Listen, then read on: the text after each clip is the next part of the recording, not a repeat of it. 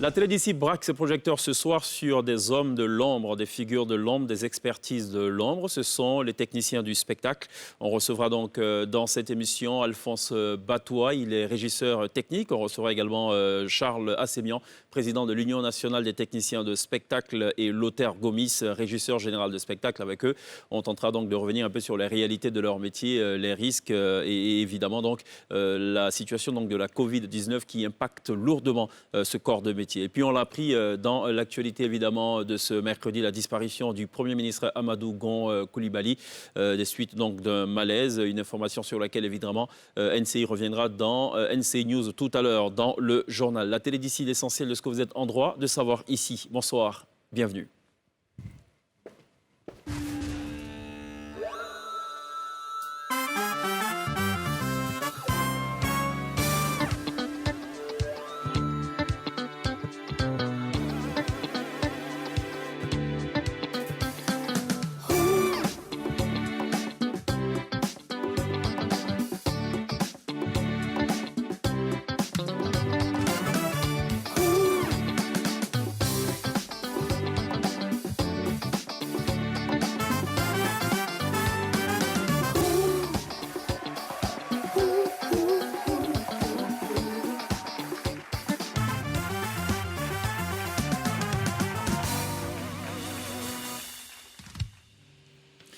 Télévivez le métier du spectacle ce soir dans la télé d'ici avec trois invités. Alphonse Batois, bonsoir, bienvenue. Bonsoir, chef. Ingénieur de son, régisseur technique. C'est quoi un régisseur technique? Le régisseur technique, c'est celui qui coordonne l'ensemble de toutes les installations techniques sur un plateau. D'accord. Et qui supervise, j'allais dire, la sécurité des personnes et du matériel sur un site de spectacle. Vous avez parlé de plateau. Nous, on est en télévision. Quand on parle de plateau, on pense à la télé. C'est valable aussi en télé? C'est valable en télé. Très bien. En tout cas, merci de répondre à l'invitation de la télé d'ici. Merci. Merci également à Charles Assémian de nous rejoindre, président de l'Union nationale des techniciens de spectacle. Oui, bonsoir. Elle existe depuis combien de temps, cette union? Depuis 2013, nous existons. D'accord. Et surtout, cette année, nous avons décidé de se mettre un peu plus au devant de la scène. Ah, pourquoi?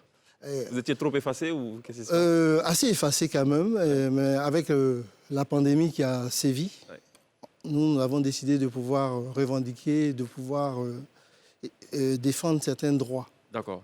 Alors, un autre visage connu, c'est bizarre, hein, vous êtes un métier où on s'efface, mais lui, par contre, il n'est pas du tout effacé, c'est Lothaire Gomis. Ça va, Lothaire? Salut, chef. Régisseur général sur bien de spectacles, hein, le FEMUA, bien de concerts, enfin, on se perdrait à vouloir lister donc, les événements sur lesquels Lothaire travaille.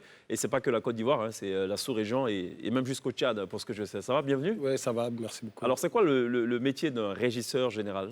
On sait pour le régisseur technique, mais le régisseur général, c'est... Le régisseur général, merci déjà pour l'invitation, c'est un plaisir. Le régisseur général, pour moi, c'est le premier homme de confiance de l'organisateur de spectacle. C'est cette personne à même de pouvoir administrer et superviser techniquement un spectacle donné. Un exemple très simple, lorsque tu engages un artiste pour venir faire un concert, tu t'appuies d'abord sur un régisseur général qui, lui, peut connaître les contenus non seulement contractuels, mais aussi les contenus des fiches techniques, qui va s'appuyer sur un directeur technique ou un régisseur technique, afin que toute la panoplie des différents corps de métier devant intervenir, que ça se passe bien. C'est celui qui tient vraiment le cahier de route de l'événement. Alors, c'est important, vous parlez de fiches techniques parce qu'effectivement, pour un concert, on va dire le staff de l'artiste envoie une documentation pour dire je veux tel instrument, je veux... c'est bien cela, c'est ça la fiche technique. Oui. Ça va, Pierre? Ça va très bien, merci. D'accord. Ça vous est passé par l'idée, par la tête un jour de vous lancer dans ce métier ou pas, non? Organiser des spectacles? Alors, ça dépend si on a envie d'avoir des spectacles totalement ratés. Je pense que je suis la bonne personne pour... Un métier, qu'est-ce qu'il faut pour éviter qu'un spectacle soit raté? C'est quoi les must-have, les must-do? C'est quoi les exigences? Bon, ça dépend de ce qu'on veut dire par ce temps raté. Si c'est le point technique, il faut vraiment une assise technique, commençant par le choix du matériel. D'accord. La salle dans laquelle aussi ce spectacle doit avoir lieu. Et aussi, je pense, les hommes qui vont y travailler. D'accord. Sur ce spectacle. En tant que technicien que je reprends. Voilà. D'accord. L'auteur disait tout à l'heure aussi dans le cahier des charges, en gros, il y a plusieurs compétences qui sont réunies. Je sais que votre métier est au confluent de quatre corps de métier, on peut le dire. Il y a des organisateurs de spectacles, il y a les artistes eux-mêmes, il y a les techniciens que vous êtes, et puis évidemment, il y a l'espace qui est censé donc accueillir. Est-ce que toutes les conditions sont toujours réunies en Côte d'Ivoire? Non. Les conditions ne sont pas toujours réunies. Nous avons un déficit de salles de spectacle. D'accord. Et surtout... De salles homologuées ou de salles même homologuées. D'accord. Voilà, les salles avec toutes les commodités. D'accord. Parce que le spectacle, c'est d'abord un événement de grande envergure. Un grand spectacle, c'est-à-dire que ça reçoit du monde. Alors, et quand vous recevez du monde, il faut des commodités pour assurer la sécurité de ce public-là. La première des choses, c'est la jauge, c'est-à-dire la capacité d'accueil de l'espace. D'accord. Ensuite, Bon, c'est clair qu'ici, on vend plus de tickets que de places. Bon, ça, c'est réglé. Je ne vous le fais pas dire, mais bon. C'est vrai que ça arrive très souvent. Ouais. Et quand la jauge n'est pas respectée, à partir de ce moment, nous allons pour des problèmes de sécurité. Ouais. Parce que si vous prenez un espace qui doit recevoir en principe 4000 places, ou j'allais dire 4500 places, et que vous vendez 6000 tickets, c'est sûr que s'il y a de la bousculade, s'il y a de la panique dans la salle, il y aura forcément des effets négatifs. C'est cela. Voilà. Donc, c'est surtout ça, c'est-à-dire qu'il faut respecter la jauge. La jauge, qui parle de jauge, parle en même temps de la billetterie. Okay. Ensuite, le matériel à mettre dans cet espace pour le spectacle, est-ce que le matériel convient pour cet espace-là? D'accord. Parce que très souvent, soit on a une qualité de matériel supérieure, c'est-à-dire pour un espace où on doit par exemple avoir, disons, 10 000 watts de son, nous envoyons souvent 20 000, 30 000 watts de son. D'accord. Ça crée des nuisances. OK. Ça crée des problèmes de santé. Voilà. Okay. Et ensuite, quand vous finissez, il y a aussi le matériel. Le matériel, il y a deux sortes de matériel. Il y a le matériel pour faire le spectacle, mais il y a le matériel aussi de ceux qui viennent regarder le spectacle. C'est-à-dire, est-ce qu'ils ont un espace nécessaire pour parquer les véhicules? D'accord. Leurs véhicules. C'est-à-dire, il faut que toutes ces commodités-là soient réunies. Est-ce que l'électricité, est-ce que les toilettes, est-ce que tout est réuni pour un spectacle? C'est tous ces aspects-là que nous regardons pour dire cet espace-là peut accueillir un spectacle ou pas. D'accord. Voilà. Alors, vous avez aussi vos rapports, les rapports avec les artistes aussi, hein, j'imagine. Ouais. C'est quoi? Vous intervenez à quel niveau?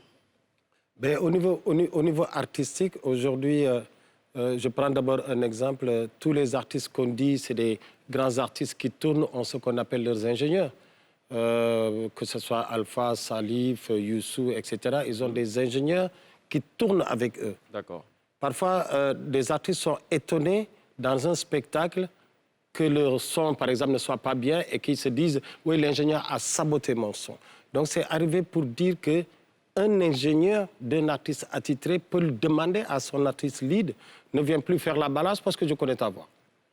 Les musiciens font ça, c'est-à-dire cet ingénieur-là... Youssou N'Dour, ils sont rodés. Sont rodés. Maintenant même, ils ne font plus de soundcheck, etc.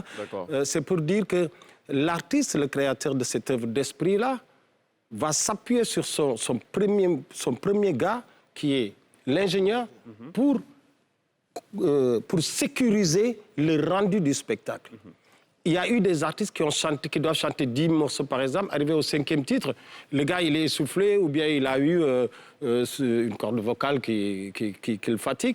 Son ingénieur, le connaissant, va rattraper avec différentes techniques, des effets et autres. Donc, cette complicité, pour moi, l'artiste chanteur ou l'artiste musicien et son ingénieur vont de pair. D'accord. Que ce soit l'éclairagiste, parce qu'on ne parle pas seulement de concert, que ce soit aussi une pièce théâtrale, un acteur qui rate son point de repère, qui rentre mal sur un tableau du spectacle donné, mais rend tout de suite le spectacle bizarre. C'est vrai. D'accord? Donc je veux dire, c'est ce technicien-là qui arrive 2 jours avant pour monter tout le matériel, pour veiller au respect de ta fiche technique. Parce que les fiches techniques, comme je dis, Cheikh, il y a des fiches techniques qui sont 29 pages, alors que le contrat de vente du spectacle, c'est 3 pages. On est 20, on est 15, chambre d'hôtel, cachet, boum. Mais dans la fiche technique, tu as une spécification de tous les éléments. Les dimensions des loges, le nombre de miroirs, les petits gâteaux, le nombre de serviettes, etc. Les serviettes, c'est rentré, c'est sorti. Ouais. Ça, c'est épulché par le régisseur et son DT pour dire attention, le gars, il a demandé tel type d'ampli. Si on n'en a pas, on a l'obligation de répondre en donnant l'équivalent. Et souvent, les gens oublient que la fiche technique, comme je l'ai dit tout à l'heure, étant une partie intégrante du contrat que l'organisateur signe avec l'artiste, si un point de la fiche technique n'est pas respecté, il y a déjà vice dans ce contrat. C'est pour dire que ce technicien-là, il est autant dans la partie exécution technique que dans la partie lecture, donc dans la partie contractuelle administrative. Pierre ?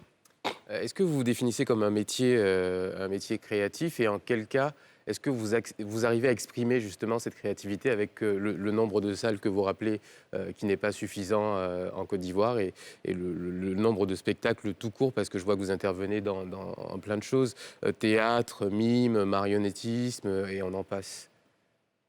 Oui, au niveau de la création, il y a d'abord ce qu'on appelle la création artistique, c'est-à-dire les œuvres de l'esprit. À cette création artistique-là, nous sommes des métiers connexes au métier de la création artistique, c'est-à-dire nous faisons la création technique. Quelqu'un vient il écrit une pièce de théâtre et il dit « je veux l'exécuter dans tel espace ».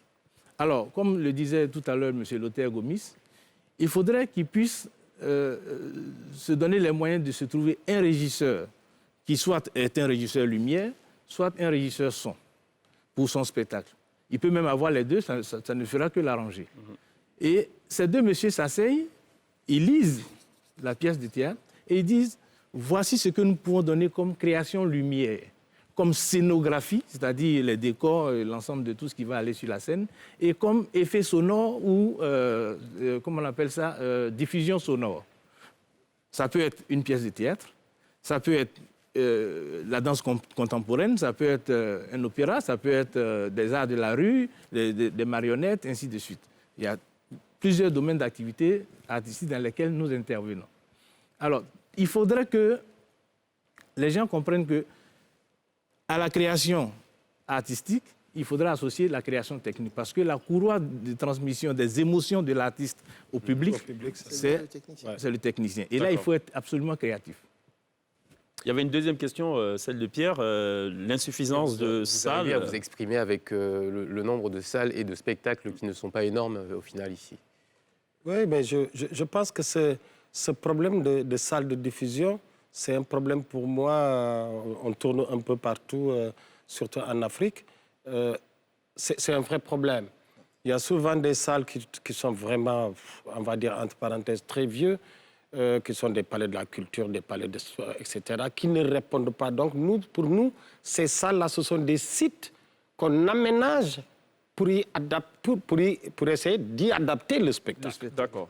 Un concert au stade, évidemment, le stade, c'est pour le ballon. Tu vois ce que je veux dire? Donc, lorsqu'on vient pour y faire un concert, il y a d'autres éléments qui rentrent en compte. Là où tu as l'habitude de mettre 2 écrans LED de 12 mètres carrés, peut-être tu vas te retrouver à 1,10 m ou à mettre un grand mur d'image, etc. Ça, c'est un problème pour moi aujourd'hui sur lequel on doit alerter nos gouvernants, où nous avons des salles dans certains pays, il y a des salles qui sont plus ou moins des salles thématiques, où si tu veux faire du théâtre, c'est là. Ouais. On ne peut pas y faire de concert. Si tu fais autre chose là-bas, laisse tomber, ça va dans tous les sens. Il y a des salles, par exemple, comme on va dire comme les Zénith, c'est des salles où tu sais que tu peux mettre un Alpha Blondy, un Magic System, ça cogne, ça rentre parce que les paramétriques sont là. D'accord? Aujourd'hui, il est évident que pour ce travail autant artistique et technique puisse se développer, il faut qu'on puisse avoir plus de salles, même si ça doit être des salles modulables. Et il en existe dans certains pays des salles où, si c'est une pièce de théâtre, les gars sont assis. Si c'est un concert hip-hop, il n'y a plus de chaises. Voilà, des salles multifonctions. Donc aujourd'hui, s'il n'y a pas beaucoup de salles, qui perd? C'est toute l'industrie culturelle qui perd. D'accord. C'est toute l'industrie culturelle. Donc, ce n'est pas seulement le technicien, mais c'est aussi le bassiste, le guitariste, le pianiste, le choriste, etc. C'est toute une chaîne. Et lorsque cette chaîne-là, à un moment donné, n'est pas stable et linéaire, forcément, ses retombées seront négatives. On va regarder cet élément, c'est, je pense, un petit hommage, sinon un bel hommage à votre métier, à vos différentes fonctions. On regarde en 1 minute 15 secondes, on revient juste après. De la télévision au cinéma, du théâtre au concert, de la radio aux expositions, des foires commerciales aux fêtes de quartier. Dans une petite salle, ou dans un stade, des festivals d'été aux animations de rue. Ils travaillent dans la culture, dans l'événementiel. Ils sont les maillons d'une chaîne sans laquelle aucun divertissement n'est possible. Ils sont les outils d'un artiste. Ils sont partout. Vous ne les voyez pas. Et pourtant, sans eux, pas de spectacle, pas de culture, pas de fête, pas de divertissement. Ces hommes et ces femmes éternellement dans l'ombre, ils travaillent pour que vous puissiez vous amuser, vous changer les idées, apprendre, rêver. Ils paient leurs impôts comme tout le monde, et pourtant, le gouvernement ne les reconnaît pas. Ils ne rentrent dans aucune case. Qui sont-ils? Ce sont les techniciens du spectacle. Charles Assemia, est-ce que ces métiers sont reconnus ici? En Côte d'Ivoire, les métiers que nous exerçons ne sont pas encore reconnus. C'est un peu ça aussi que nous essayons de pouvoir mettre au devant de la scène vis-à-vis de nos dirigeants. D'accord. Ouais. Est-ce qu'on peut les lister, ces métiers-là? Au niveau de notre association, nous, il en existe beaucoup, plus de 200 et quelques métiers liés au spectacle. Et nous, on en a regroupé certains que nous utilisons, le métier de sonorisateur, le métier d'éclairagiste, les structures scéniques, l'électricité, les murs de son, la vidéo, les murs de son, et puis aussi, je pense, il reste un qu'on n'a pas encore dit, les régisseurs. D'accord. Le métier de régisseur qui interviennent dans notre association, dans notre union. Ça fonctionne énormément sur le modèle du CDD, de l'intermittent. On est sur des projets spécifiques. Quand on n'arrive pas à s'exporter, comme vous, par exemple, qui allez dans la sous-région, quand on n'a pas de contrat, comment on s'organise, comment on vit quand on est technicien du spectacle en Côte d'Ivoire? Quand on est technicien du spectacle en Côte d'Ivoire, il est vraiment pas facilement facile de vivre. On est obligé de se rattacher à certaines structures, à certaines églises, dans certains temps, pour pouvoir exercer ce métier, pour pouvoir gagner sa vie. Il n'est vraiment pas évident, à part certaines structures événementielles qui existent ici, des structures techniques événementielles qui existent en Côte d'Ivoire, qui emploient certains de nos amis qui y travaillent. Sinon, la plupart, ils sont en freelance et ils courent chaque jour sur des événements pour pouvoir gagner leur vie. Quel est le plaidoyer qui est fait justement auprès des autorités pour la reconnaissance de ces métiers-là? On est en discussion avec nos autorités. La tutelle, si je peux ainsi m'exprimer par rapport au ministère de la Culture, qui nous a accordé déjà une reconnaissance, une attestation, une immatriculation en tant que, comment dirais-je, association. Et nous essayons de continuer les discussions pour voir, afin que les métiers que nous exerçons, les métiers du spectacle, puissent être reconnus de manière officielle. D'accord.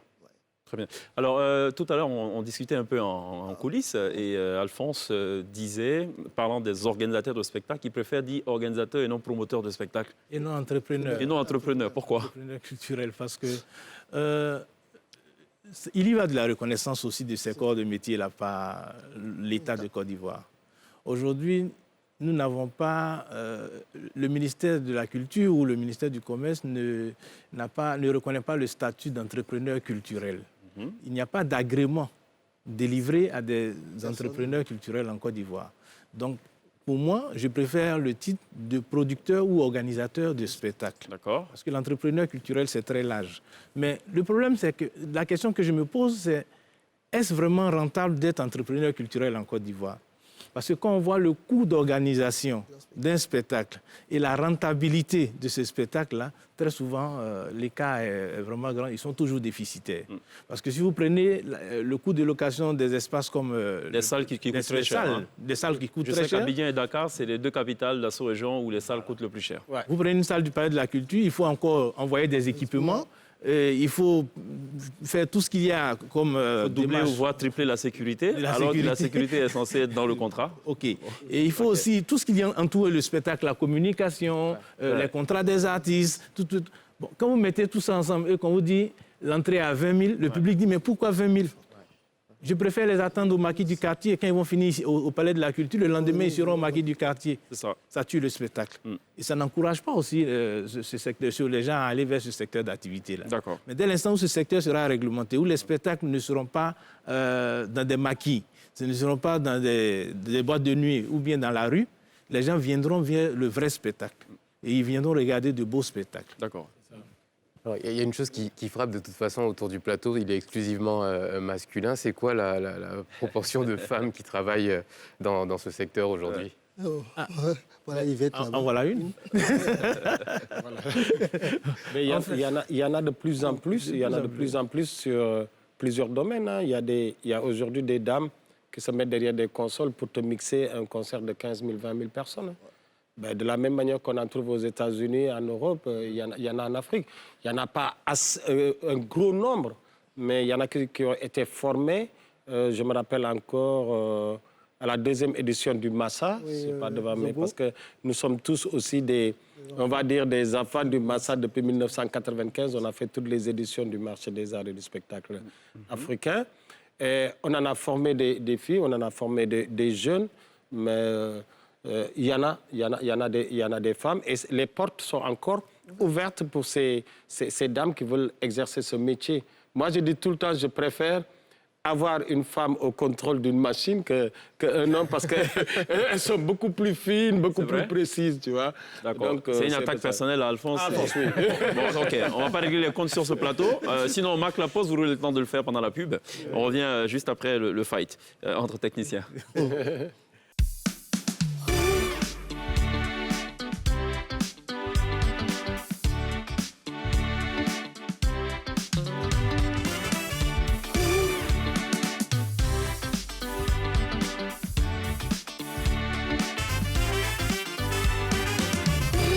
Télévivé, le métier du spectacle dans la télé d'ici sur NCI, la première chaîne de télévision privée de Côte d'Ivoire. On marque une pause, messieurs, dames, pour parler de ce qui constitue l'actualité majeure ce jour, ce mercredi. C'est évidemment la disparition du chef du gouvernement, le Premier ministre Amadou Gon Coulibaly, qui a été pris donc d'un malaise au sortir du Conseil des ministres de ce jour. Il a finalement donc succombé, à en croire le communiqué publié par le secrétaire général de la présidence, le ministre Patrick Hachi. Une information sur laquelle, évidemment, nous reviendrons dans quelques instants dans le journal de NCI, NCI News, à partir de 19h50, donc dans quelques instants. Autre actualité, c'est évidemment la décision du gouvernement de construire 200 nouveaux établissements sanitaires de premier contact et la réhabilitation de 447 autres. Le gouvernement ivoirien a procédé hier mardi à la signature de 2 contrats d'attribution de marché pour la construction et la réhabilitation d'établissements sanitaires de premier contact en vue d'améliorer l'offre de soins aux populations. Ce vaste programme de construction et de réhabilitation vise à améliorer sensiblement la couverture sanitaire dans des périmètres de moins de 10 km. Les projets se chiffrent à 250 milliards de francs CFA. Les nouveaux centres comprennent un dispensaire, une maternité, des logements pour le personnel, des équipements de bureau, du matériel informatique, des équipements biomédicaux et un groupe électrogène. Les réhabilitations prennent en compte les mises aux normes des infrastructures, les équipements et les clôtures. Voici ce qu'il fallait retenir de l'actualité. On revient encore sur cette information, cette triste nouvelle, la disparition du chef du gouvernement, Amadou Gon Coulibaly. Le président de la République, Alassane Ouattara, a présenté ses condoléances aux Ivoiriens. Nous reviendrons évidemment dans NCI News dans quelques instants sur cette information. Alors, messieurs, dames, je vous propose également de regarder cette autre vidéo. C'est une information quelque peu ubuesque. Elle est relayée par CNN. On va surtout regarder ce magnéto qui émane de nos confrères de RMC. C'est en France. On regarde et on revient juste derrière. Le nombre de contaminations a battu un nouveau record hier. L'histoire du jour vient des États-Unis. Des jeunes américains organisent des soirées loterie Covid. Oui, des soirées où le premier contaminé remporte le gros lot. Ça paraît fou, mais la chaîne américaine CNN a bien vérifié l'existence de ces fêtes dans l'État de l'Alabama. Lors de ces soirées payantes, des personnes infectées, positives au coronavirus, sont invitées à faire la fête avec des jeunes qui veulent contracter volontairement le virus. Ensuite, le premier de ces jeunes, dont le médecin confirme la contamination, a gagné. Il remporte l'argent de la vente des billets, une sorte de tombola du virus confirmée par les autorités locales et notamment les médecins de l'État de l'Alabama, un État dans lequel le nombre de cas signalés explose ces derniers jours, un peu comme partout aux États-Unis. Oui, nouveau record, donc plus de 53 000 nouveaux cas positifs en 24 heures aux États-Unis. Voilà, une actualité relayée par nos confrères de RMC en France, reprise évidemment par bien de médias référencés. Je ne vous demanderai pas peut-être vos avis sur ce sujet-là, mais plutôt vous demander vos avis sur l'impact de la Covid-19 sur votre business. Est-ce qu'on peut dire que tout est à l'arrêt à votre niveau? Totalement à l'arrêt. Charles Assemian. Totalement à l'arrêt. Depuis février, tout est stoppé. D'accord. À cause des mesures aussi que le gouvernement a prises, de fermer toutes les salles de spectacle. C'est cela. On est carrément à l'arrêt. D'interdire les rassemblements de plus de 50 personnes. Plus de 50 personnes. Enfin, on avait autorisé jusqu'à 200. Malheureusement, le gouvernement a constaté non seulement une recrudescence des contaminations, mais aussi le fait qu'il y a le non-respect donc, des exigences. Donc finalement, ils sont revenus à 50. Alors comment vous entrevoyez le business? J'ai vu dans un élément un reportage sur NCI, justement, dans NCI News. Vous proposez notamment des solutions alternatives. Pas qu'on propose, mais au vu des réalités qui se passent, il y a certains spectacles qui peuvent se réaliser, puisqu'on connaît les jauges des salles. Je prends par exemple une salle du Palais de la Culture qui fait 600 places. Oui.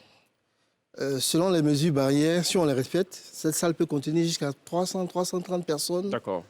Et je pense que le spectacle peut avoir lieu tranquillement. Et ces suggestions-là, vous les avez faites aux autorités ou pour l'instant, c'est plutôt au stade d'intention? C'est des intentions pour l'instant. D'accord.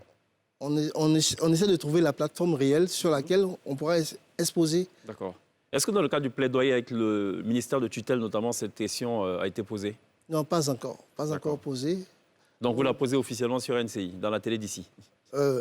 C'est une un peu. C'est une exclusivité pour... C'est une exclusivité. On a été rejoint par Princesse. Ça va, Princesse? Très bien, merci. Alors, chef. quoi de neuf, Princesse? Quoi de neuf? Je voulais savoir si je commençais dans l'ingénierie sonore, vous me diriez de m'orienter vers quoi?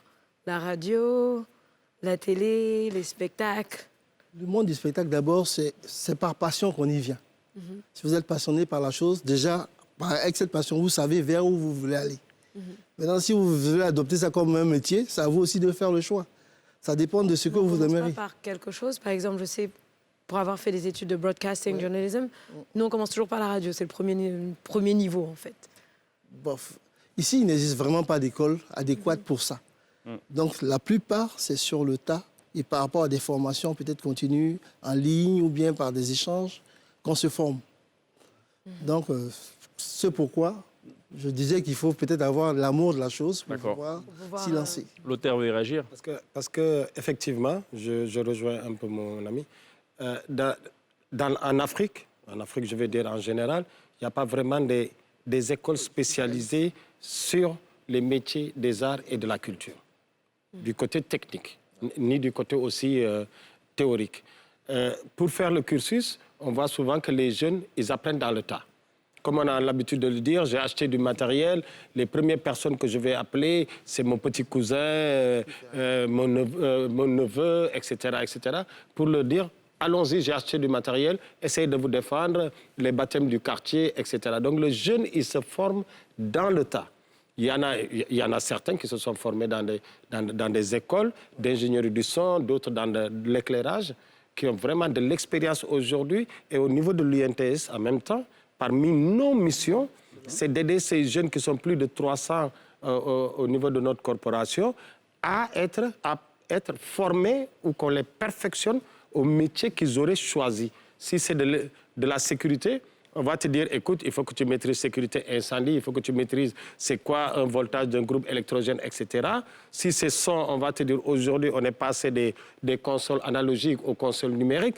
Il y a, comme je l'ai dit, en Côte d'Ivoire, énormément de techniciens qualifiés. Qualifiés au point où, lorsque des artistes, pour nous régisseurs, nous demandent, ah, je viens en Côte d'Ivoire, est-ce que tu connais des techniciens qui pourraient être à notre disposition? Parce que le gars, il se voit, je quitte Boston, Afrique, Côte d'Ivoire, ça coûte cher. J'ai besoin d'un ingénieur son aller, d'un ingénieur retour, j'ai besoin d'un éclairagiste. Il envoie les plans de feu et les jeunes ici, ils vont te reproduire exactement ça.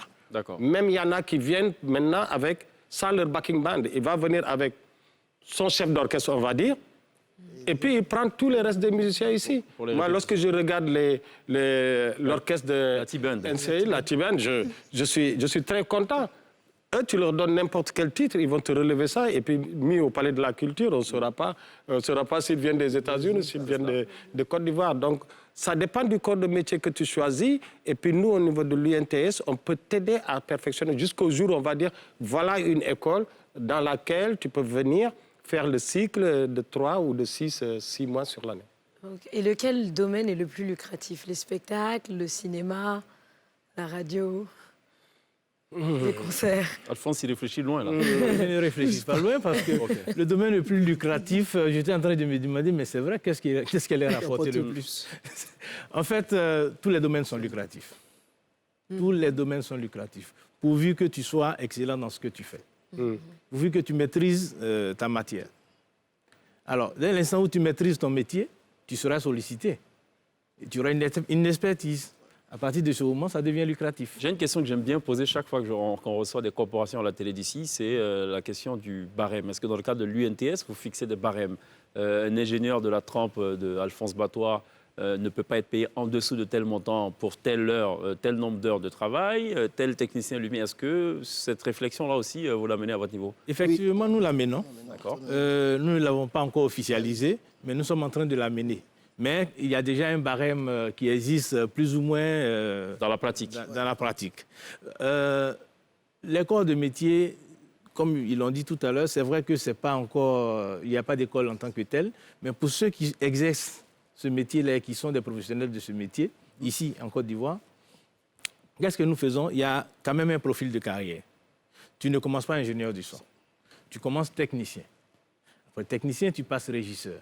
Régisseur, tu passes concepteur ou bien ingénieur du son. Donc c'est quand même... C'est tout un cheminement. C'est tout un cheminement. Et pendant ce cheminement-là, le salaire, bien entendu, évolue progressivement. Donc, le technicien n'aura pas le même barème que... Alors, du technicien au régisseur ou de l'ingénieur, en moyenne, on est sur combien d'années, quelle période de temps? Ça dépend des aptitudes. D'accord. Parce que celui qui vient, il peut avoir une base technique et une base artistique. Si c'est en termes de musique live, s'il a une base technique et une base artistique, c'est sûr qu'il va aller plus vite. Parce qu'il aura une oreille artistique pour pouvoir mieux écouter. Il aura une base technique qui va lui permettre de pouvoir assurer rapidement les câblages et tout ce qu'il y a. Vous voyez par exemple sur l'écran, vous voyez quelqu'un en train de faire des câblages. Ça, c'est la base technique. Il faudrait savoir exactement comment est-ce que le câblage à la base se fait pour qu'on puisse obtenir une diffusion. D'accord. Princesse. Question un petit peu folle.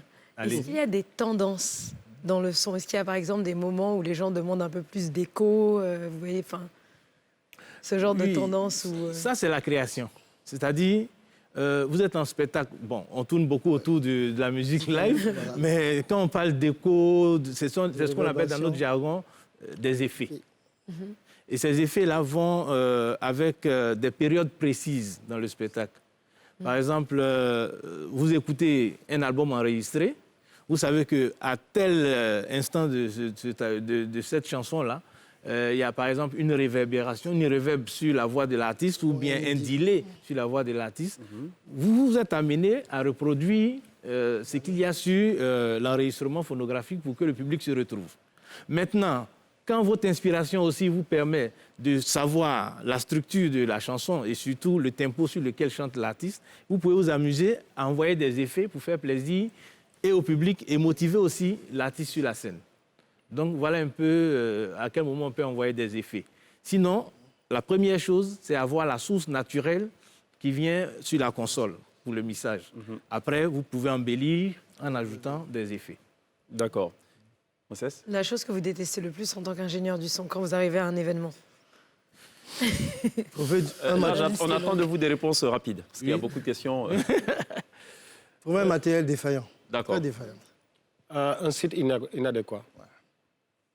Un artiste qui ne sait pas ce qu'il veut. Un artiste qui ne sait pas ce qu'il veut. Oui. D'accord. Comment vous expliquez le fait que dans certains spectacles, le son soit pourri? Ça peut venir du matériel. Oui, mais dans ce cas, refuser de bosser dessus, alors s'il n'est pas approprié. Quelquefois, il arrive qu'on refuse de bosser. D'accord. L'artiste vient te dire, c'est ce qu'on a. OK. Matériel inapproprié, OK. Bon, comme vous êtes dans l'ombre, on ne peut pas vous accuser d'avoir fait du mauvais boulot. C'est ça l'avantage. Ça peut aussi être la qualification de celui qui travaille aussi sur le matériel aussi. D'accord. Il peut ne pas être qualifié pour cet événement. de matériel. D'accord. Oui, c'est ce que j'allais dire. Par exemple, il y a des ingénieurs qui peuvent être qualifiés pour travailler sur une Midas Pro X ou Y, mais souvent le propriétaire du matériel ou l'organisateur du spectacle se dit, si je prends un Alphonse Batois ou un Soukoulé ou un Nikes Zenzou qui est très qualifié, il va me coûter cher. Donc, du coup, nous, on a été je vais prendre mon petit du quartier. Je prends mon petit du quartier. Pas mal au maquis, il s'est bien branché. Souvent, dans l'hangar, il sait l'allumer, mais il saura non seulement pas les demandes qui ont été bien précises dans la fiche technique de l'artiste au programme. Mais donc, du coup, il va toucher un bouton qu'il ne faut pas toucher, il vient de couper un instrument ou whatever. Souvent, tout le monde est fâché, y compris le public. C'est de là où on dit l'importance de l'ingénieur, c'est de maîtriser cette création artistique pour pouvoir l'exploiter. Très bien. Nous, on va maîtriser le timing de cette émission qui nous oblige à cesser de parler maintenant et d'aller droit à la pub. On revient juste derrière. On sera rejoint par Aïdissa.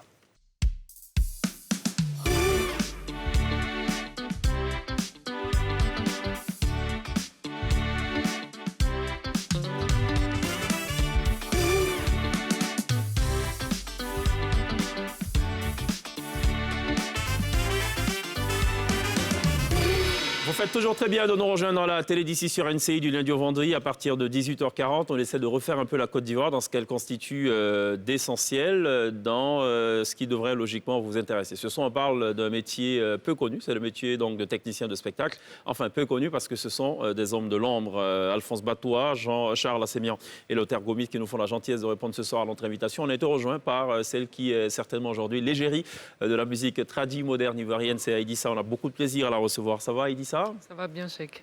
C'est très joli le look. Par contre, le changement de coiffure, on n'a rien compris. Qu'est-ce qui s'est passé? Non, juste que j'ai voulu, j'étais fatiguée de me tresser. Ouais. Et puis, ça prenait trop de temps. Il faut faire 2 heures de temps pour te tresser, te tordre la tête là. Et donc, voilà. Ah, rien que pour ça? Oui, juste ça. D'accord, ok. Bon, très bien. En face, il y a Alphonse Batois, il y a Charles Assémian, et puis il y a Lothaire Gomis, que tu connais forcément, j'imagine. Oui, bien sûr. D'accord. Alors, Alphonse Batois me disait avant cette émission qu'il y a parfois des anecdotes. Certains artistes qui souvent ont peur de monter sur scène, ou qu'est-ce qui se passe? Il y a des anecdotes assez sympas quand même. C'est le tract. Très souvent, les artistes ont le tract et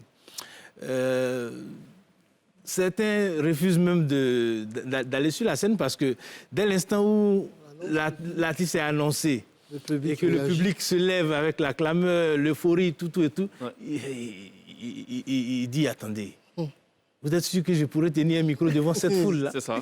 Et là, qu'est-ce que vous faites alors? Il y a un peu de psychologie ou pas? Oui, beaucoup de psychologie parce qu'avant le spectacle, personnellement, qu'est-ce que je fais? Je rentre toujours dans les loges avec les musiciens, avec l'artiste pour les rassurer. Parce que les musiciens, autant que les artistes, ont le tract. D'accord. Vous pouvez faire une balance tranquille, tout roule normalement. Et quand le spectacle démarre, dès l'instant où ils voient le public se chauffer, ils se croient obligés de jouer plus fort. Non, garder les mêmes niveaux et puis aller doucement parce que vous êtes là pour faire plaisir au public. Donc il y a du coaching qui est fait. Il y a du coaching qui est fait. Aïdissa, c'est quoi le secret pour dompter le trac quand on doit monter sur scène? Moi, je me dis qu'il n'y a personne là que je suis dans ma chambre en train de chanter. Ah bon? Et ça marche, ça? Oui, ça marche. D'accord, ok. Souvent, on dit ça aussi avec elle au Palais de la Culture lors du Massa. Oui, exactement. C'est assez surprenant qu'elle ait changé de coiffure à Aïdissa, qu'elle dise qu'elle est fatiguée en fait de toucher ses cheveux parce qu'elle est coiffeuse à la base. Vous le saviez ou pas? Non. Ah oui, je suis coiffeuse et donc j'ai fait tellement les coiffures que pour finir, j'ai dit mais il faudrait que je change un peu et puis donner une autre image d'Aïdissa, voilà. D'accord. Et puis ça m'a tenté quand même de le faire. Et je vous dis un petit secret. Ouais. Quand je suis entrée sous la douche, que j'ai ouvert la pompe, les premières gouttes d'eau que j'ai reçues, mais c'est un bonheur fou. C'est vrai. On va essayer de... Je vais retirer mes cheveux là pour voir ce que ça fait. Il y a longtemps que j'avais ressenti. C'est une perruque que je porte donc. Donc je vais t'en confectionner. Oui, please, d'accord. Ce look, il obéit à quoi? Je vois des pointillés notamment. Ça vient d'où? Ça ou c'est une inspiration? Juste notre africanité, parce que c'est du kaolin. D'accord. Voilà, le kaolin qu'on a l'habitude d'utiliser et tout. Et donc, voilà, moi j'aime bien tout ce qui... met en exergue la valeur, la beauté africaine. D'accord. Voilà, et donc, je me dis, c'est des tout petits pointillés, mais qui sont jolis. Est-ce que c'est vilain? Non. Non, ça va, c'est très joli. Merci. J'ai même perdu mon latin, je ne sais pas quelle question poser en plus. Oui. Juste savoir si vous avez une équipe technique derrière vous. Pour le moment, pas encore. J'ai des musiciens avec lesquels je joue très souvent, mais pas encore un technicien. Pourquoi cette question, Charles? C'est bien. Juste... pour savoir, elle est artiste. Parce qu'il est dans le métier, donc. Elle est artiste. Oui. En principe, chaque artiste doit avoir au moins une équipe technique derrière. D'accord. Une équipe permanente. Oui, permanente pour l'accompagner, surtout ces spectacles. C'est important. Ça permet de connaître l'artiste et de savoir vraiment quels sont ses besoins au moment opportun. C'est ça. D'accord. Surtout en termes de lumière, elle a enlevé ses cheveux. Oui. L'éclairage n'est pas le même que lorsque les cheveux sont là. C'est vrai. Voilà. Et ça, on doit travailler sur tous ces aspects-là quand elle est sur scène. D'accord. Voilà. Et elle fait une musique où elle utilise des instruments acoustiques. Il lui faut quelqu'un qui maîtrise le mixage des instruments acoustiques, des instruments traditionnels. C'est différent des instruments modernes. C'est vrai. Donc, alors pourquoi avoir choisi la musique tradie moderne? Tradi moderne, tout simplement. Ça aurait pu être le zouk. Oui, bien sûr. Je sais qu'à l'origine, d'ailleurs, c'était quoi le nom là? Elle avait un nom Julie Val. Julie Val. Bon, mais moi, j'ai choisi la musique tradi moderne parce que je dis toute musique puise sa source dans la tradition. Voilà, que ce soit du blues, que ce soit le zouk même dont on parle, la base c'est toujours la tradition. Oui. Mais pourquoi ce changement brutal? Je sais qu'il y a un certain David Taïro qui est passé par là. Oui, bien sûr. Il est passé par là parce qu'il a dit, il m'a donné un conseil, comme tout bon père, écoute, tout le monde fait la même chose. Et toi, il faudrait que tu fasses quelque chose qui va te différencier des autres. Alors, tu chantes déjà bien dans ta langue et il faut dire que les gaudiers ne sont pas beaucoup connus et il n'y a pas assez. Il y a 12 gaudiers. Nous sommes nombreux maintenant. Ah, maintenant? Et là, tous les gaudiers sont en train de sortir. Là. Et donc, il m'a comme ça dit, il faut que tu valorises ta culture, tu chantes bien déjà en gaudier dans ta langue, il faut la mettre en exergue. Voilà comment ça m'a tenté de faire ce chemin-là, de faire ce choix. D'accord. Et là, ça te réussit parfaitement parce qu'aujourd'hui, tu es la figure de la musique tradie moderne de Côte d'Ivoire, ce qui t'a valu quand même quelques distinctions. Oui, exactement. Quelques voyages, quelques représentations du drapeau ivoirien à l'étranger. Et on ne peut que t'y encourager. Aïdissa qui sera d'ailleurs live ce soir sur la scène de la télé d'ici. Et je peux vous dire que ça promet. Voilà. Ça, c'est mon avis personnel et vous allez voir que je ne me trompe pas du tout. Il y a très peu de femmes dans votre corporation, c'est ce que Pierre relevait notamment. Est-ce parce que c'est contraignant comme métier? Effectivement, c'est un métier très contraignant. Vous avez déjà le repérage, après le repérage, vous avez le montage, l'exploitation, le démontage. Et vous pouvez faire souvent une semaine sur un site, vous ne comptez pas les heures. D'accord. Vous regardez plutôt le résultat. Le résultat. Vous allez au résultat. Donc, vous pouvez ne même pas rentrer en famille. Vous restez là tout le temps en train de travailler, pour finir tout, pour que et le public et les artistes et tout le monde soient en sécurité et qu'il y ait un bon rendu. Alors, pour une femme, c'est un métier très contraignant. Ne pas voir ses enfants, ne pas savoir ce que monsieur fait par derrière, il faudrait vraiment qu'elle ait du courage pour venir épouser ce métier-là. Mais de plus en plus, les femmes sont en train de venir vers la technique. Elles sont nombreuses quand même. D'accord. Et nous leur demandons en plus de venir parce que les choses commencent à être allégées. C'est-à-dire les haut-parleurs n'ont plus le même poids, les consoles n'ont plus le même poids. Elles peuvent venir. D'accord. Attention, il y a des féministes qui nous suivent sur Facebook tout le temps, qui risquent de dire, mais ce que les hommes font, les femmes peuvent le faire. Pourquoi vous parlez de poids et tout? Il y a des femmes militaires et tout. Bon, c'est bon, on a compris. La technique de chant, tu la puises d'où? Moi, je n'ai pas fait une école de musique, à proprement dite, mais il faut dire que c'est génétique. Et donc, au fil du temps, j'ai appris aux côtés de certains orchestres à faire le live. Et donc, voilà comment j'ai commencé à travailler un peu plus. D'accord. Tes premières armes, tu les forges où? Les premières armes en tant que chanteuse? Inspiration de tout ce qui passe dans la vie. Voilà, tout ce qu'on traverse comme difficulté, comme joie et tout. Voilà. Est-ce que tu es passé par un orchestre ou tu t'es juste lancé dans la mare du showbiz?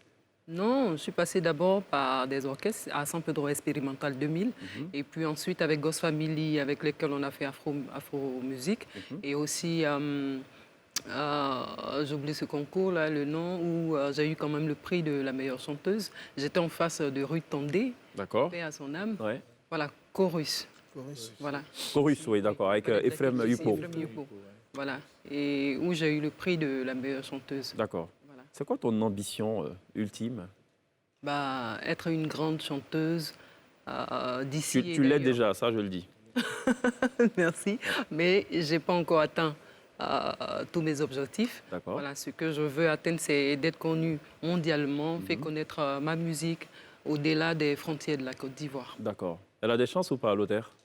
Ben si, moi, pour avoir travaillé sur un festival où elle a joué, la première chose, elle n'a pas paniqué lorsque je lui ai tendu le micro, parce que je fais beaucoup plus souvent de la régie plateau. Ouais. Et beaucoup de musiciens, dès qu'ils me voient, ils disent « Hé, le vieux là, c'est lui qui est encore là, juste pour blaguer. » Okay. Parce qu'il y a de la rigueur à demander. C'est cela. Donc, elle n'a pas paniqué, elle est venue, elle a fait son show avec une très belle attitude. D'accord. Oui, j'ai bien confiance en elle. Et comme dit Charlie, nous pourrons toujours l'accompagner, que ce soit dans le coaching de ce qu'elle va rendre au public, donc en ingénierie, comme pour la coacher en conseil, en tenue scénique. Ça, il n'y a aucun souci. Ouais. J'ai besoin d'entendre Alphonse Batois, le conseil du technicien que vous êtes à Idissa, par exemple. Elle doit monter sur scène. Je sais pas, elle doit jouer dans un espace qui n'est pas dédié à la base à accueillir des spectacles, qui a été adapté pour pas les aménager. Bon, on gère, quoi. C'est quoi le conseil, techniquement parlant? Le conseil, techniquement parlant, c'est de suivre elle-même sa méthode, c'est-à-dire de fermer les yeux et d'imaginer qu'elle est seule dans sa chambre. D'accord. Mais tout en se disant qu'elle doit faire plaisir et elle doit rendre heureux ceux qui sont en face d'elle. Parce que les artistes ont ce truc-là que tout ce qu'ils disent à travers un micro, ce sont des émotions qu'ils transmettent au public. Le public peut se mettre à pleurer même sur une chanson, et comme à rire sur une chanson, comme à... Voilà. Il faudrait qu'elle soit elle-même déjà, et qu'elle soit bien dans sa chambre. Très bien. Alors, on va visiter... Tous les soirs, on a une tradition, on visite une famille, c'est la famille Tompi. Avec donc un casting Yves Hidero, Jean-Philippe Atebi, Ziké, donc pour ne citer que ces acteurs talentueux-là. Et ce soir, ça parle du code. Voilà. Et généralement, je ne visionne pas avant. Je préfère découvrir en même temps que mes invités. On regarde et puis on s'en fait une petite idée. Je vais déverrouiller ce téléphone-là aujourd'hui. Ça veut dire quoi, ça? C'est quel genre d'homme tu vis avec lui et puis tu n'as pas le code de son téléphone? Les hommes de maintenant, là, je ne les comprends pas. Hein? On a dit bien commun à la mairie. Arrivé à la maison, c'est bien séparé. Ah non, non, non, non. Aujourd'hui, c'est aujourd'hui. Hein? C'est quoi qui passe à la télé aujourd'hui, là même? Oh, faut passer, je vais regarder ma télé. Oh.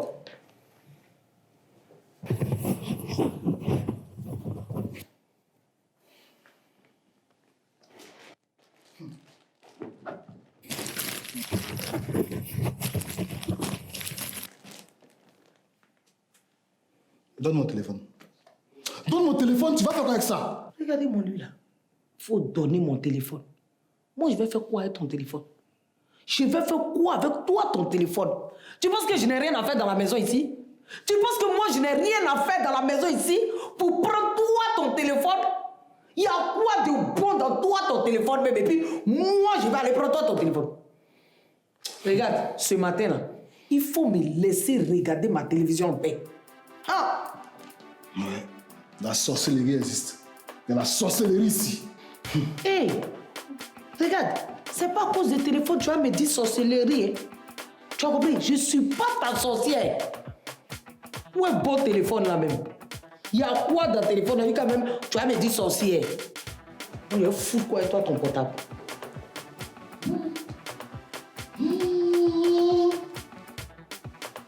Quelque chose dans la maison, ça disparaît. Ça disparaît.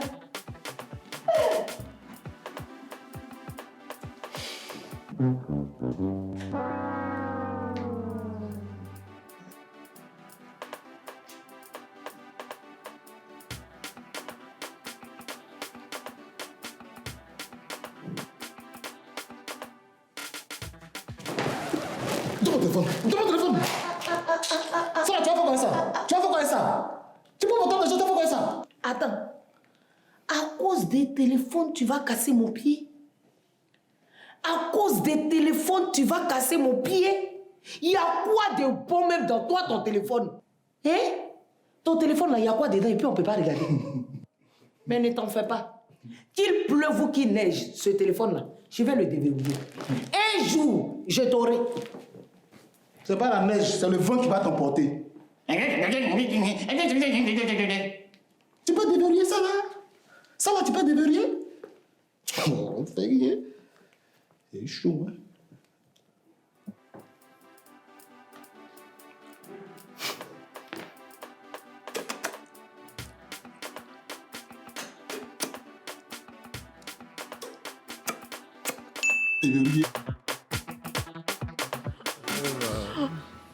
D'accord, ça c'est de l'ingéniosité. Hein.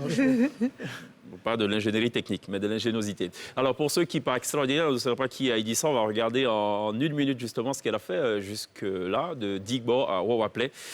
Voilà, ça vaut le détour.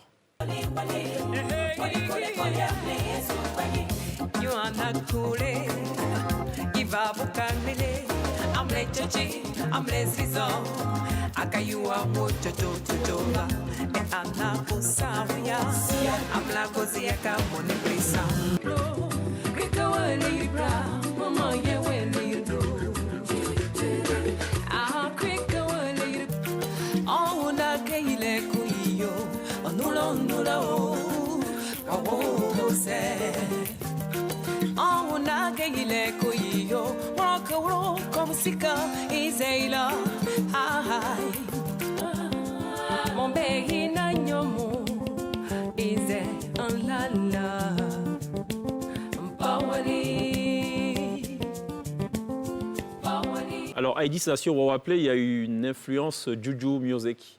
Sur Walizou. Walizou, autant pour moi. C'est-à-dire que finalement, cette musique tradie moderne, c'est pas que la musique de Côte d'Ivoire. Oui.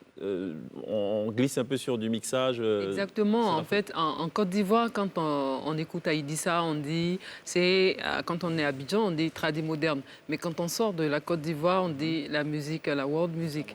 Voilà, et donc c'est une musique moderne, mais à coloration traditionnelle, parce que c'est chanté en langue. Voilà, sinon la musique, elle est quand même étendue, elle part de la Côte d'Ivoire, du nord au sud, du centre, parce que quand on parcourt tout l'album, le tout dernier qui est sorti, on a toutes les sonorités africaines, c'est-à-dire le balafon, c'est-à-dire l'aoko qui est du centre. Moi, je ne suis pas du centre, mais je joue de l'aoko parce qu'il faut que le baoulé, le nordiste et l'ébrié et tout qui écoute Aïdissa, il faudrait qu'ils se reconnaissent dans la musique parce que la musique, elle est universelle. D'accord. Comment tu l'as vu, la Covid-19 ? Très difficile, période, il faut dire, parce que les artistes, on ne travaille plus. Ça fait quand même 4 mois que nous sommes assis à la maison et tout, et c'est quand même un peu compliqué parce qu'il faut respecter les mesures barrières, il faut mettre le cache-nez qui n'est pas vraiment...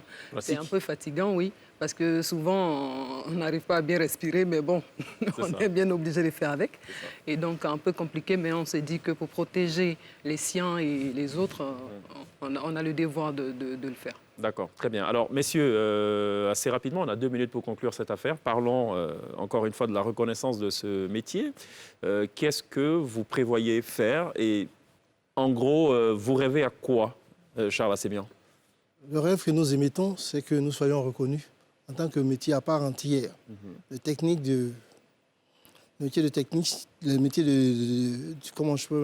métier du technicien du spectacle à part entière, sans autre connotation.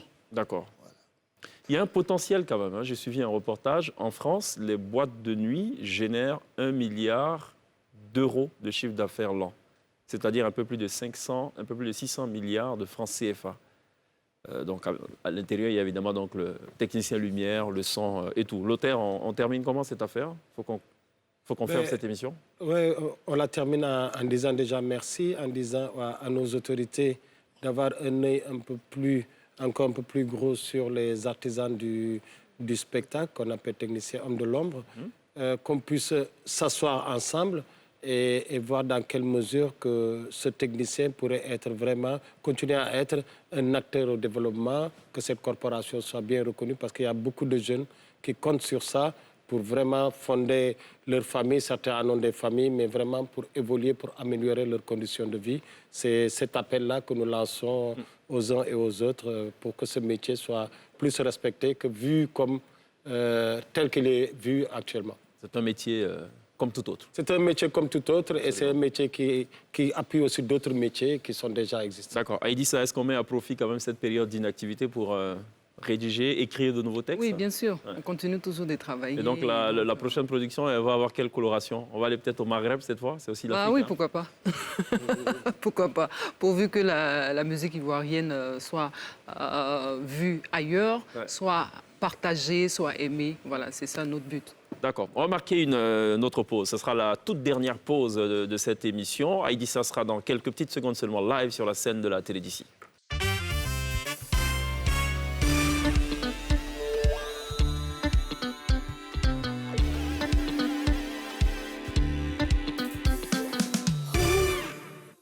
Retour sur le plateau de la télé d'ici pour le tout dernier virage de cette émission consacrée, en tout cas dans sa première partie, au métier de technicien du spectacle. Et on a évoqué toutes les questions sauf l'aspect sécuritaire. Alphonse Batois qui voulait peut-être rajouter quelque chose en 45 secondes.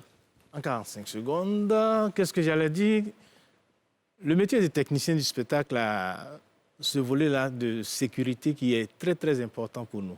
C'est-à-dire, vous placez aujourd'hui un podium, vous mettez des lumières, vous mettez du monde sur le plancher et les gens ne savent pas exactement quelle est la charge utile, quel est le poids à vide, qu'est-ce qu'il faut accrocher sur ce podium-là qui pèse peut-être des tonnes. Mais il arrive qu'il y a des podiums qui se cassent, qu'il y a des podiums qui tombent. Et cela peut engendrer des problèmes de sécurité, de sérieux problèmes de sécurité.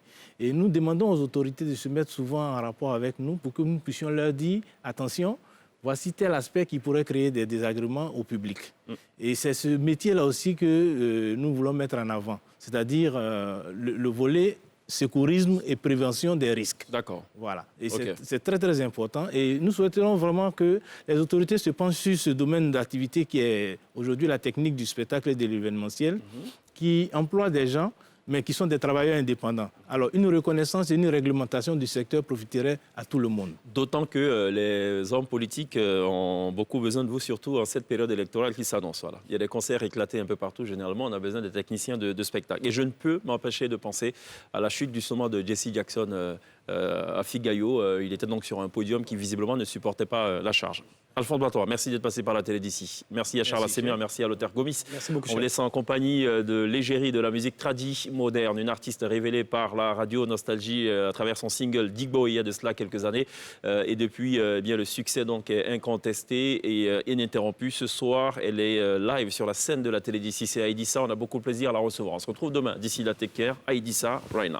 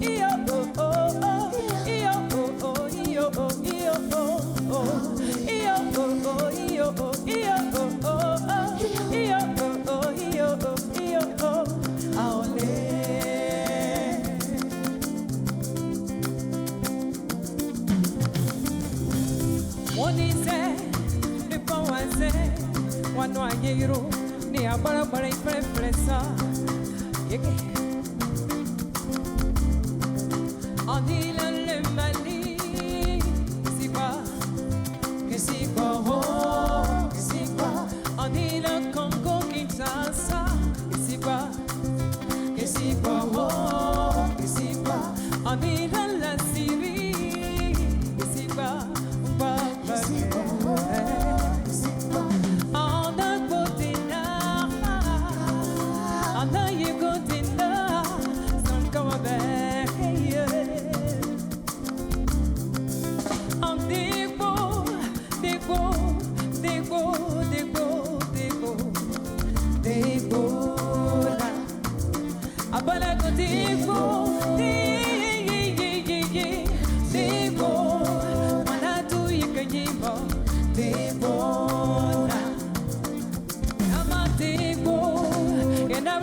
kenama Dibuna Dibuna Iyo oh oh iyo oh iyo oh oh oh iyo oh oh iyo oh iyo oh oh iyo oh oh iyo oh iyo oh oh iyo oh oh iyo oh iyo oh